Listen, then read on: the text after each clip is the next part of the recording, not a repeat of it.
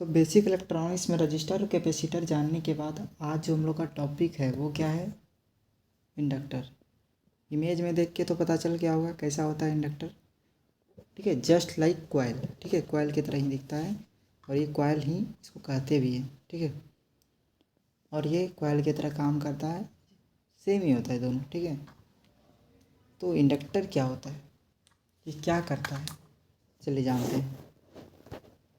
पहला बात तो हम लोग जान रहे थे कैपेसिटर में। कैपेसिटर क्या था, चार्ज स्टोरिंग डिवाइस था। वो चार्ज को स्टोर करता था। कैपेसिटर का काम क्या था, वो क्या करेगा, चार्ज को स्टोर करेगा। लेकिन यहाँ पे मेरा क्या है, ये इंडक्टर है। इंडक्टर का यहाँ पे मेरा काम क्या है, ये चार्ज को नहीं बल्कि एनर्जी स्टोर करेगा। ठीक है, उसमें क्या कर रहा था, कैपेसिटर चार्ज को स्टोर कर रहा था, लेकिन यहाँ पे ये एनर्जी को स्टोर करेगा। ठीक है, तो यहाँ पे पहला बात पॉइंट वाइज जानते हैं। पहला पॉइंट मेरा क्या है, इंडक्टर क्या है, पैसिव कंपोनेंट है। ठीक है, इंडक्टर मेरा कैसा कंपोनेंट है, पैसिव कंपोनेंट है। और इसका यूज जो होता है मोस्टली, ठीक है, ये एक पैसिव कंपोनेंट है और इसका यूज होता है मोस्टली पावर इलेक्ट्रॉनिक्स में। ठीक है, पावर इलेक्ट्रॉनिक्स, ठीक है, जब किसी ब्रांच में आता है, ठीक है, हम लोग का 5th सेम में पावर इलेक्ट्रॉनिक्स एक सब्जेक्ट होता है जिसमें पूरा डिटेल्स हम इसके बारे में भी पढ़ाएंगे, पावर इलेक्ट्रॉनिक्स का सारा। लेकिन अभी नहीं, पहले धीरे धीरे जाना है। ठीक है, तो ये क्या करता है, मोस्टली यूज होता है। पहला पॉइंट मेरा क्या था, ये पैसिव कंपोनेंट है। दूसरा पॉइंट मेरा क्या था, ये इसका यूज होता है मोस्टली कहाँ, पावर इलेक्ट्रॉनिक्स में।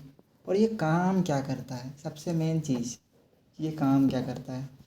तो इसका काम क्या होगा, ये स्टोर करेगा। ठीक है, किसी भी सर्किट से एनर्जी को स्टोर करेगा मैग्नेटिक एनर्जी के फॉर्म में।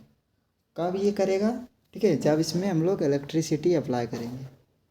ठीक है, मान के चलिए एक सर्किट है। ठीक है, वो सर्किट में क्या करता है, ये एनर्जी स्टोर करता है किसके फॉर्म में, मैग्नेटिक एनर्जी के फॉर्म में। कब करेगा, जब इसमें हम लोग इलेक्ट्रिसिटी देंगे। ठीक है, समझ में आ गया। अब इससे आगे जानते हैं। इंडक्टर को हम लोग कॉइल्स भी कहते हैं। ठीक है, क्या कहते हैं, कॉइल्स भी कहते हैं। और ये इसके बारे में पहला बात तो हम लोग जान गए कि ये स्टोरिंग करता है। और दूसरा इसका और एक काम होता है। ठीक है, ये एक पैसिव कंपोनेंट पहले जान चुके हैं। ठीक है, ये स्टोर भी करता है, ये भी जान चुके हैं। तो तीसरा पॉइंट हम लोग को मिल जाता है कि ये क्या करता है, इलेक्ट्रिकल एनर्जी को मैनिपुलेट करता है। ठीक है, इलेक्ट्रिकल एनर्जी को मैनिपुलेट करने के लिए इसका यूज होता है। ठीक है, जब ज़्यादा एनर्जी सर्किट में हो जाएगा, सोर्स हो जाएगा, होगा कि नहीं, तो ये एनर्जी को, इलेक्ट्रिकल एनर्जी को मैनिपुलेट कर देता है। यानी कि एनर्जी का इन्वेस्टमेंट अपने अंदर कर लिया तो एनर्जी ज़्यादा नहीं हो पाया और शॉर्ट सर्किट से भी बच गए।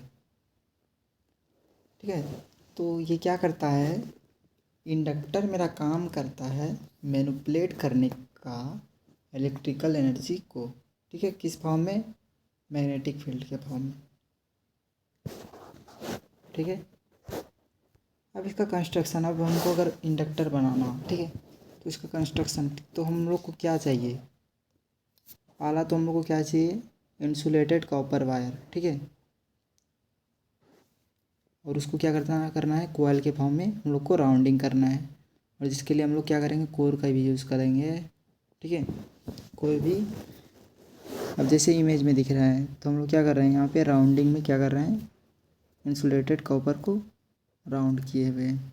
तो इसका जो इंडक्टेंस होता है, ठीक है, इसका जो इंडक्टेंस होता है, किसी भी इंडक्टर का इंडक्टेंस किस पे डिपेंड करेगा कि उसमें कितना फैक्टर्स है। ठीक है, कि कितना उसमें फैक्टर्स है, कितना राउंडिंग है, और नंबर ऑफ टर्म उसमें कितना है, और वायर के बीच में जो गैप होता है वो कितना ज़्यादा कम है। तो जितना ज़्यादा इसके वायर के बीच में गैप कम होगा उतना ज़्यादा राउंडिंग होगा।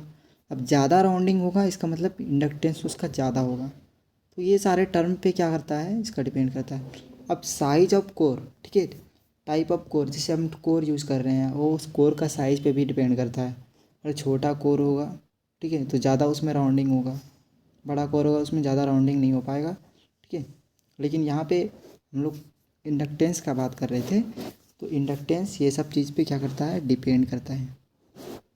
और इसका SI मात्रक क्या होता है, इसका यूनिट क्या होता है, ये हम लोग का सिंबल था इंडक्टर का। इंडक्टर का सिंबल ये होता है, आप लोग सर्किट में देखे होंगे। और इसका जो इंडक्टेंस का SI यूनिट होता है वो क्या होता है, हेनरी। ठीक है, तो आज के लिए इतना ही, मिलते हैं अगली वीडियो में।